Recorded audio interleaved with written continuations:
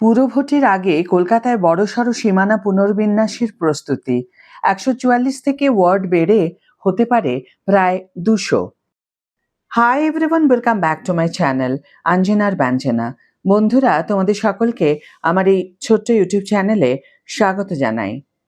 আসন্ন কলকাতা পুরভোটের আগে বড় প্রশাসনিক পরিবর্তনের পথে রাজ্য নির্বাচন কমিশন। নাগরিক পরিষেবার উন্নয়ন এবং প্রতিটি ওয়ার্ডে সমান হারে আর্থিক বরাদ্দ নিশ্চিত করার লক্ষ্যে কলকাতা পুরসভার ওয়ার্ডগুলির সীমানা পুনর্বিন্যাস বা ডিলিমিটেশনের কাজ শুরু হয়েছে। প্রাথমিক খসড়া অনুযায়ী বর্তমানে ১৪৪টি ওয়ার্ডের পরিবর্তে ভবিষ্যতে কলকাতা পুরসভার ওয়ার্ড সংখ্যা বেড়ে ১৮৬ থেকে ২০৪টির মধ্যে হতে পারে বলে প্রশাসনিক সূত্রে জানা গিয়েছে।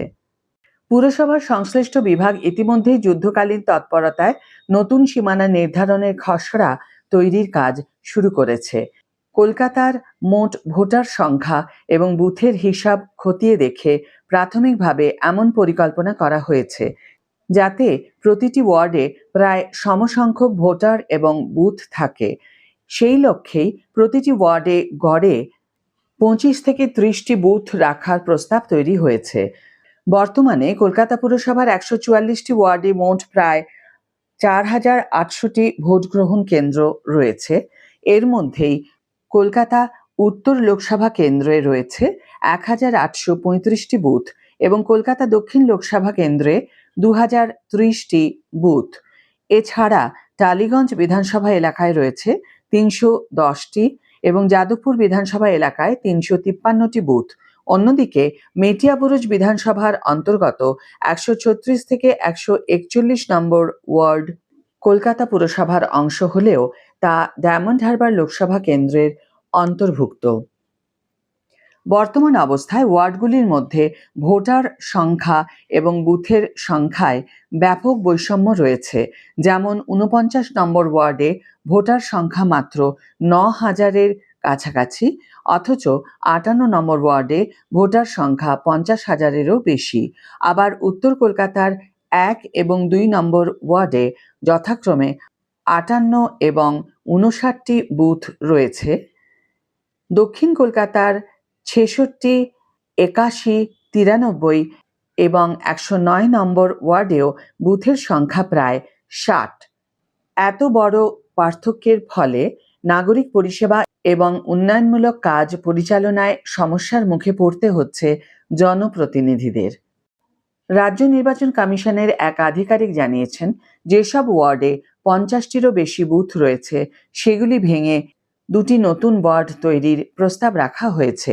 আবার উত্তর কলকাতার কয়েকটি ছোট ওয়ার্ড একত্রিত করে নতুন ওয়ার্ড গঠনের পরিকল্পনাও রয়েছে।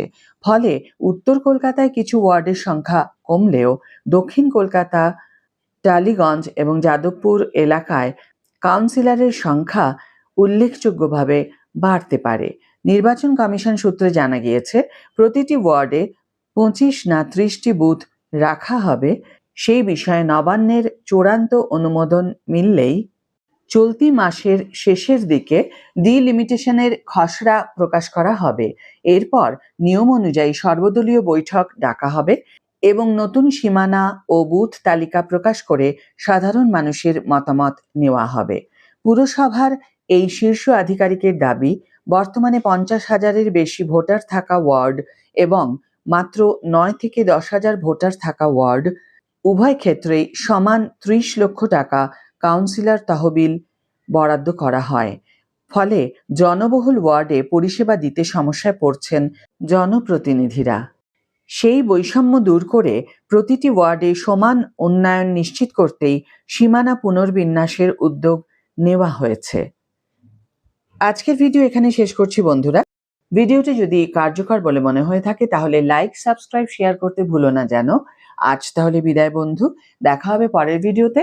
ভালো থেকো, সুস্থ থেকো, সঙ্গে থেকো।